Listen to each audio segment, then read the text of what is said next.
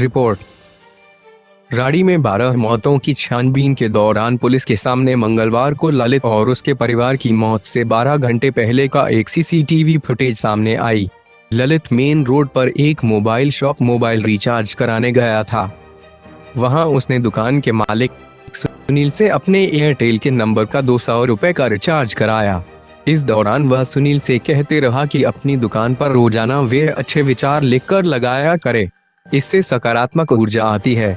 सुनील ने बताया कि इससे पूर्व 28 जून को वे ही वॉलेट से कुछ रुपए डलवाने आए थे। 30 जून दोपहर और 28 जून दोनों ही दिन की पुलिस ने सीसीटीवी फुटेज अपने कब्जे में ले ली है। उसके आधार पर पुलिस छानबीन कर रही है।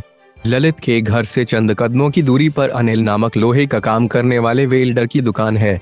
पूछताछ के दौरान अनिल ने बताया कि पिछले 1 साल से ललित के मकान में काम चल रहा था। उसने ही घर में लोहे का सारा काम किया है। करीब 3 माह पूर्व ही ललित के कहने पर उन्होंने मेन गेट बनाया था। अनिल ने बताया कि ललित ने ही गेट का डिजाइन उसे बनाकर दिया था। उसके आधार पर उसने गेट बनाया था। 11 पत्तियों के बारे में पूछने पर अनिल ने बताया कि जैसे उसने डिजाइन बनाया था वैसा ही गेट बनाया था। उसने पत्तियां भी उसी डिजाइन के अनुसार बनाई थी।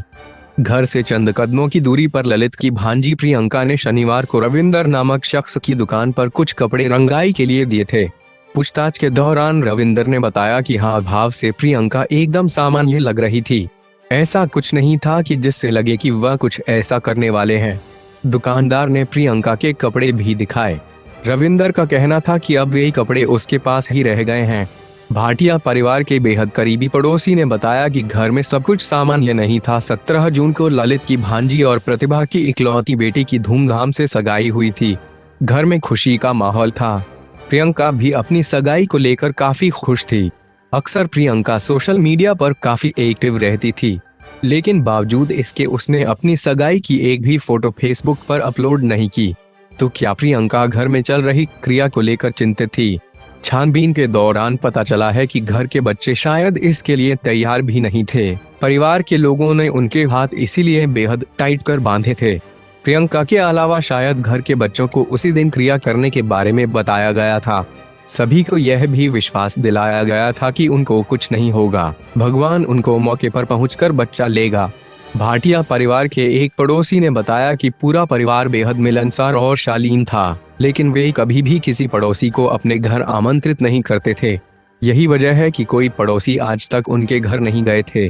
किसी को यह भी नहीं पता था कि उनके घर में क्या चल रहा है, या व्यक्तिगत तौर पर वे किसी को जाहिर भी नहीं करते थे।